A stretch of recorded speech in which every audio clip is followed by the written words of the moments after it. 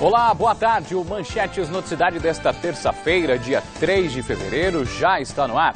E a gente abre esta edição com destaques de Ibiúna e Sorocaba. J. Abreu, boa tarde. Boa tarde, Fernando. Olha, lá em Ibiúna, os moradores que utilizam o transporte coletivo municipal tomaram um susto. Pagaram mais caro na tarifa e também tiveram uma nova empresa operando o sistema. E também temos informações sobre mais de 1.400 vagas de cursos musicais do Projeto Guri em várias cidades da nossa região. E o Manchetes Noticidade ainda tem outros destaques. TV Sorocaba SBT lança campanha contra as drogas. O reflexo no preço dos combustíveis na região depois da alta nos impostos. Jundiaí promove campanha de conscientização no trânsito para a volta às aulas. Bandidos roubaram a casa de uma idosa na noite desta segunda-feira em Itu. A vítima mora em um condomínio às margens da rodovia Castelo Branco, próximo ao quilômetro 80. Segundo a Polícia Militar, 5 homens armados com pistolas e um fuzil pularam o muro. Na ação, eles levaram joias, dinheiro e o carro da vítima. A mulher não ficou ferida e os bandidos fugiram. O caso foi registrado na Delegacia Central da cidade. Por enquanto, ninguém foi preso. E por falar em assalto, comerciantes impediram um assalto esta noite também na zona norte de Sorocaba. O caso aconteceu em uma padaria da Avenida Itavuvu, uma das principais aí da cidade. Segundo a Polícia Militar, logo que o suspeito de 18 anos anunciou o crime com uma arma, o comerciante o empurrou. Ao cair, ele foi detido por populares e clientes. A arma era de brinquedo e o suspeito foi encaminhado à Fundação Casa. E só lembrando que a polícia sempre orienta, jamais reagir. Na noite desta segunda-feira, o Noticidade, apresentado por Simone Marqueto, deu início à campanha da TV Sorocaba SBT contra as drogas. E hoje, ao longo da nossa edição, nós vamos exibir reportagens que mostram esta dura realidade e as consequências do vício. E a gente começa.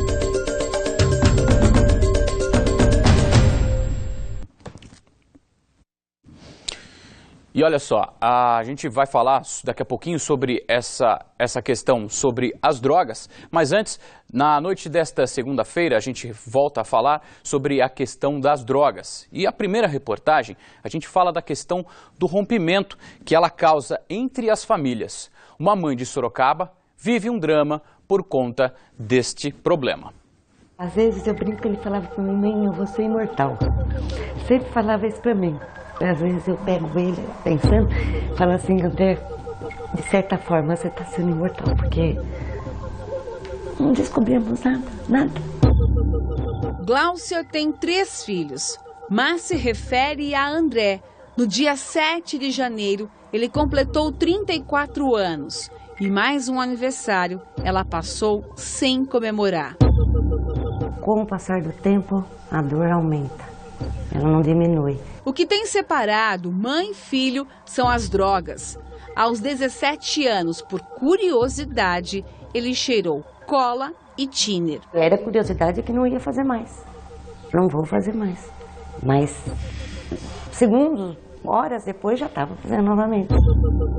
O rapaz está desaparecido há 1 ano e 8 meses. A última notícia foi de que estava em um hospital de Barueri.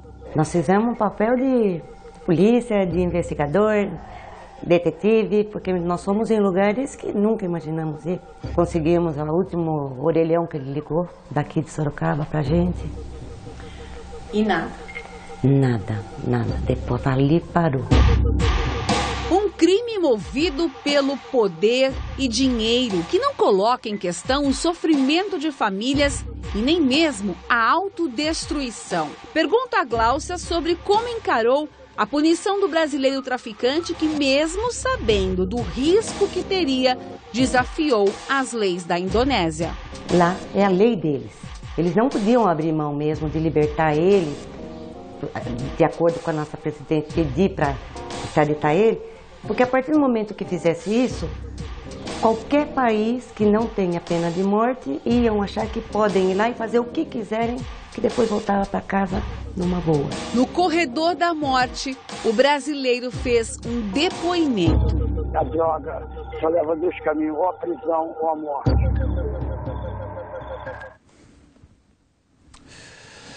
E olha só, o assunto infelizmente ainda são as drogas. Uma mulher foi presa ao tentar entrar com entorpecentes na penitenciária 1 Jairo de Almeida Bueno, em Itapetininga.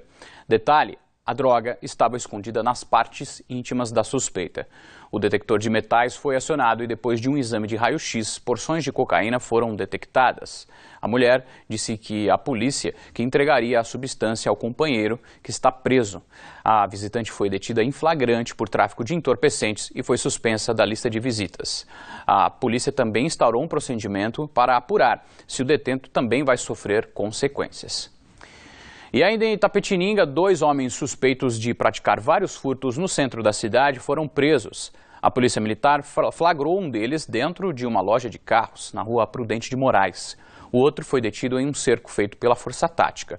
Ainda de acordo com a PM, as prisões solucionaram parte desse tipo de crime que vinha ocorrendo na cidade, já que comerciantes da associação comercial relataram o arrombamento de lojas na área central de Itapetininga. Os suspeitos vão responder por furto qualificado.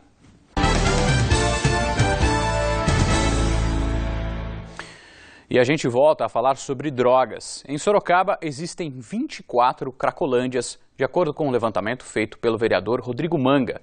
Em 2013 eram 10, aumentaram 14 em apenas um ano. Afinal, por que essa busca pelas drogas? Com uma câmera escondida, visitamos 5 locais. São 6 horas da tarde.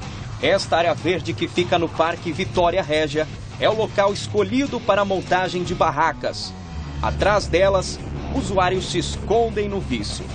Essa mulher diz que está ali há 3 dias. Os filhos sabem da situação. Ela pede ajuda para sair do crack, mas não tem forças para agir. No caminho de outra Cracolândia. Desta vez no Jardim São Marcos. Mato alto se mistura com peças de roupas e entulho. Facilmente encontramos materiais usados para o consumo. O acesso é difícil. Entre as subidas e descidas, um jovem solitário. Sem ter planos para o ano que se inicia, ele diz estar numa boa. Em outro ponto da cidade, bairro Júlio de Mesquita Filho, mais vestígios de que o local é ponto de encontro de quem está no mundo das drogas. Às margens da rodovia Raposo Tavares, local conhecido como Tubão, este grupo é flagrado fumando o lixo da droga, o crack. Anoitece e o grupo do outro lado da mesma rodovia é maior. Entre eles, pais de família que saíram do trabalho para sustentar o vício. E os moradores de Ibiúna que utilizam o transporte coletivo na cidade amanheceram com uma surpresa desagradável. J. Abreu fala ao vivo conosco e tem as informações sobre este assunto. Jota, o que aconteceu lá em Ibiúna? Olha, Fernando, muitas mudanças lá em Ibiúna. Morador que acordou hoje para pegar o ônibus para ir para o trabalho, para o seu compromisso, já notou uma nova empresa que estava operando lá. Isso causou alguns transtornos porque os horários dos ônibus estavam desregulados. E alguns moradores também entraram em contato com a TV Sorocaba SBT para relatar que não conseguiam utilizar o Vale Transporte para pagar o ônibus e tiveram que pagar em dinheiro. E além de pagar em dinheiro, tiveram que pagar mais caro. A passagem ontem em Ibiúna era R$ 2,85. Hoje amanheceu R$ 3,20 e ninguém tinha sido avisado disso com antecedência. No começo deste mês nós mostramos a situação precária dos ônibus lá na cidade de Ibiúna, ônibus velhos, alguns com pneus em más condições, cabos expostos, veículos depredados, até alguns acidentes com a frota, também reclamações de pessoas com deficiência que utilizam transporte coletivo, que só tem 2 ônibus com elevador para atender toda a cidade. A prefeitura respondeu à nossa reportagem hoje, disse que a nova empresa que está atuando hoje é em caráter emergencial e também disse que esse aumento de 35 centavos do dia para a noite é um aumento por causa do reajuste na gasolina, no diesel, nos combustíveis de maneira geral em todo o país, que está afetando todo o país. E por falar nisso, esse aumento que foi no começo do mês é porque o governo federal apresentou aí uma tarifação maior de alguns impostos sobre a gasolina, sobre o diesel, e com isso é o consumidor que está pagando mais na hora de abastecer. Vamos conferir os detalhes na reportagem. Está nas bombas, vai para o tanque, mas pesa mesmo é no bolso do motorista. Tem que abastecer, obrigado a pagar esse custo aí que eu acho altíssimo. O aumento de combustível afeta o bolso principalmente do aposentado, porque o aumento vem pouquinho e o salário já é pouco, então é complicado. Todas as coisas estão subindo e a gente está doendo no bolso, com certeza. A alta é reflexo de um aumento de 2 tributos, o PIS e o COFINS, sobre o preço de 2 combustíveis. As mudanças nos impostos atingiram o diesel, que ficou 15 centavos mais caro por litro, e a gasolina, com 22 centavos de reajuste.